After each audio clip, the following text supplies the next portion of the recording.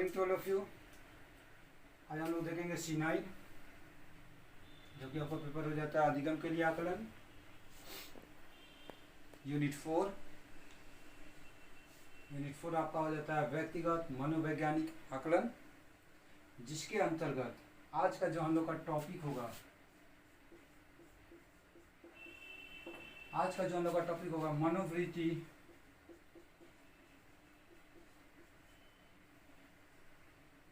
मनोवृत्ति मापनी निर्माण की विधियां, ये आज का हम लोग का टॉपिक हो जाएगा, जो कि हमारा लेक्चर संख्या 13 होगा। तो जैसे कि लास्ट क्लास में मैंने आपको बताया था मनोवृत्ति,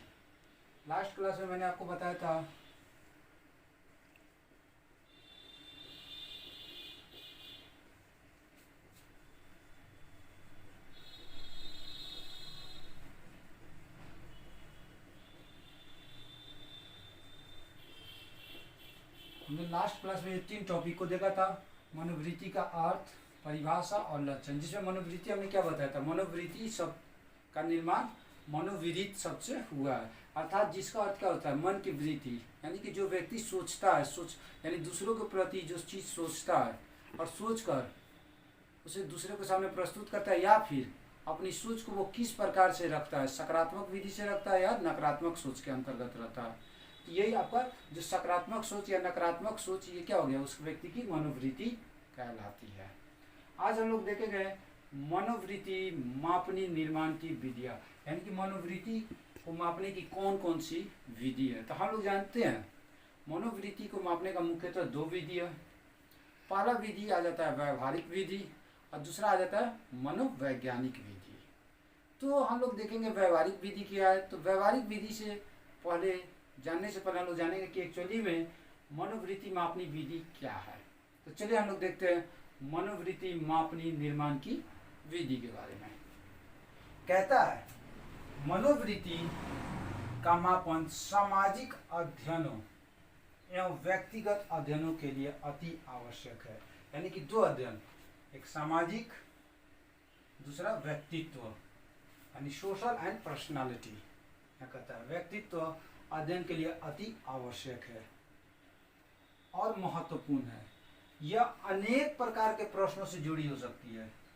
यानी कि ये जो मनोवृत्ति मापनी जो होता है, मनोवृत्ति जो हो गया, अनेक प्रकार के प्रश्नों से जुड़ी हो सकती है। यानी कि अनेक प्रकार के प्रश्न से कैसे जुड़ी सकती है। अब मान लेते हैं कि हम लोग किसी व्यक्ति को देख रहे हैं, तो वहाँ पर हम लोग व्यक्ति को देख रहे हैं तो उसके व्यवहार को कुछ सेकंड के लिए देखते हैं। तो व्यवहार को देखने के बाद क्या करते हैं, हम तुरंत उसके बारे में सोच लेते हैं, वो व्यक्ति इस प्रकार का है, वो व्यक्ति उस प्रकार का है, चाहे वो व्यक्ति अच्छा है या बुरा है। तो कोई ज़रूरी ये नहीं है कि जो मैंने सोचा कुछ समय के लिए वो पूर्ण रूप से वो सही है, हो सकता है कि वो गलत भी होता है। तो वही कहता है कि यह अनेकों प्रकार के प्रश्नों से जुड़ी हो सकती है, अतः इनसे संबंधित परमापीकृत मापियों का मिलना उतना सरल नहीं है। यानी कि कह रहा है कि मैंने क्या बताया कि कोई ज़रूरी ये नहीं कि अगर हम जिसको देख रहे हैं, जिसके बारे में सोच रहे हैं, वो गलत भी हो, सही हो या गलत हो। अगर हमको सही या गलत उसके बारे में जानना है तो क्या करना होगा, उसके अंतर्गत यानी उससे संबंधित और चीज़ों को या और वस्तुओं को क्या करना पड़ेगा, एकत्रित करना होगा, या और चीज़ों या और वस्तुओं के बारे में सोचना होगा। फिर उन दोनों को क्या किया, कंपेयर करना होगा, तुलना करना होगा। फिर तब हम जाकर किसी भी व्यक्ति की क्या करते हैं, मनोवृत्ति यानी तब हम लोग किसी व्यक्ति के बारे में सोच सकते हैं। यानी कि जो सोचना आपको मनोवृत्ति होगा, यानी कि उसके बाद हम अगर व्यक्ति को तुलना करने के बाद सोचते हैं तो वो हमारा पूर्ण रूप से कथन सही हो सकता है या होता भी है। और देखिए कभी कभी ये भी हो जाता है कि इसके संबंधित किसी चीज़ को इकट्ठा करना उतना सरल नहीं होता है, बहुत कठिन भी हो जाता है, यानी सरलता से नहीं प्राप्त कर सकते हैं।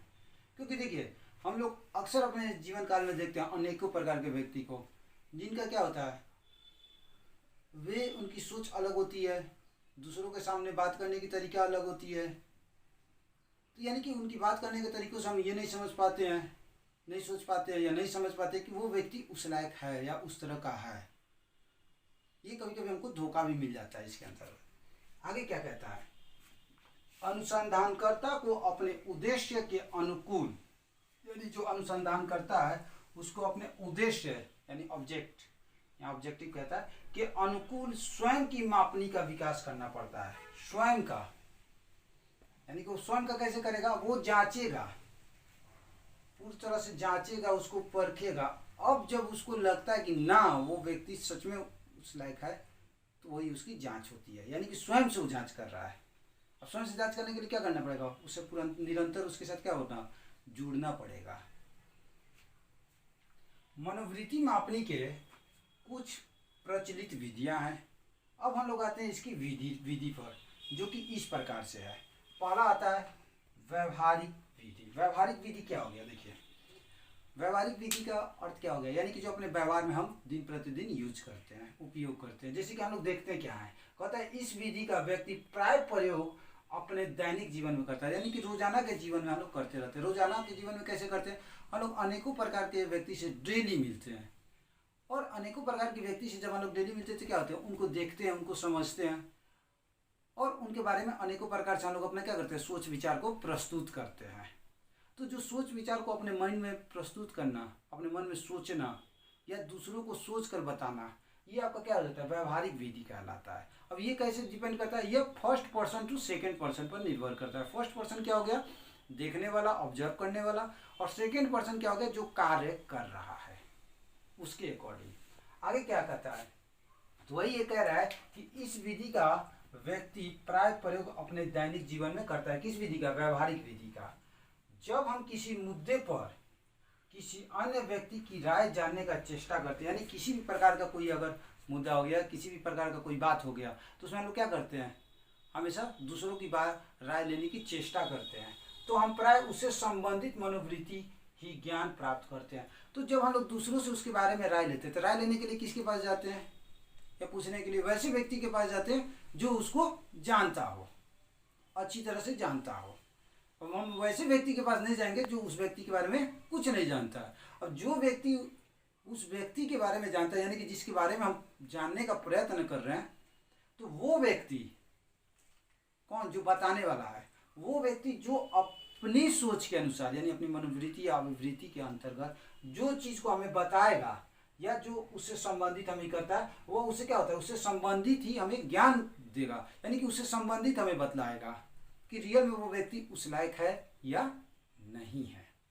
आगे क्या कहता है, इस प्रकार की विधियों में हम लोगों से प्रत्यक्ष प्रश्न पूछकर, प्रत्यक्ष मतलब कि क्या होता है, सामने से हम लोग एक होते हैं प्रत्यक्ष और दूसरा होता है अप्रत्यक्ष। प्रत्यक्ष मतलब फेस टू फेस, अप्रत्यक्ष मतलब किसी दूसरे के थ्रू। तो प्रत्यक्ष प्रश्न पूछकर उनकी मनोवृत्ति का ज्ञान प्राप्त कर सकते हैं। अब आता है यहाँ पर प्रत्यक्ष प्रश्न। अब प्रत्यक्ष प्रश्न विधि क्या है, यहाँ पर कहता है कि, तो हम शायद यहाँ पर कहता है कि ज्ञान प्राप्त कर सकते हैं। इस प्रकार की विधियों में हम लोगों से प्रत्यक्ष प्रश्न पूछकर उनकी मनोवृत्ति का ज्ञान प्राप्त कर सकते हैं। किसके अंतर्गत, व्यवहारिक विधि के अंतर्गत। अब व्यवहारिक विधि के अंतर्गत भी कुछ विधियां आती हैं, जैसे आता है प्रत्यक्ष प्रश्न विधि। तो प्रत्यक्ष प्रश्न विधि मैंने आपको क्या बताया, प्रत्यक्ष प्रश्न विधि वह विधि होता है जो व्यक्ति क्या करता है, सामने से पूछता है, पूर्ण रूप से दूसरों से सवाल करता है और दूसरे व्यक्ति क्या करते हैं, उसका जवाब देते हैं। अब वो जवाब देने के बाद जो हम सोच रहे हैं, चाहे वो सकारात्मक रूप हो या नकारात्मक रूप हो, वो मेरे ऊपर डिपेंड करता है। दूसरा क्या करता है, व्यवहार का प्रत्यक्ष अवलोकन। व्यवहार का प्रत्यक्ष अवलोकन हम लोग कैसे करते हैं, यानी अवलोकन मतलब जानना। तो जब तक हम किसी व्यक्ति से नहीं मिलेंगे, नहीं जुलेंगे, उनके साथ नहीं रहेंगे, उनके साथ नहीं घूमेंगे, यानी कि जब तक अपना संबंध स्थापित नहीं करेंगे, तब तक हम उस व्यक्ति के क्या करते हैं, व्यवहार के बारे में नहीं जान पाएंगे। लेकिन जैसे जैसे हम उस व्यक्ति से क्या करते हैं, मिलते हैं, जुलते हैं, उससे बातचीत करते हैं, तो हम लोग क्या करते हैं, उसके व्यवहार के बारे में पूर्ण रूप से, यानी कि अपने अंतर्गत हम लोग क्या करते हैं, जान लेते हैं। और वो जान लेते हैं यानी कि उसी का, जो जानने के बाद उसी के अकॉर्डिंग, यानी उसी के अनुसार हम लोग अपनी सोच उस व्यक्ति के लिए अपना क्या करते हैं, सोच अपना रखते हैं।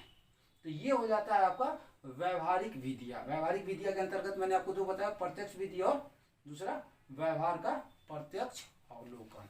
तो ये था पहला।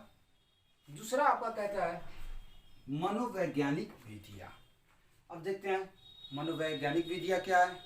कहता है कि देखिए मनोवैज्ञानिक विधि कौन दिया है, थॉर्स्टन ने दिया है। थॉर्स्टन कौन है, एक महान मनोवैज्ञानिक हैं जिन्होंने क्या किया है, मनोवृत्ति माप में निर्माण विधि के दूसर का विधि यानी कि मनोवैज्ञानिक विधि को अपने अंतर्गत प्रस्तुत किया है। क्या किए हैं, कहते हैं थॉम्सन की इस विधि का आधार मनोभौतिक की तुलनात्मक विधि है। मनोभौतिक की कौन सी विधि है, तुलनात्मक विधि है।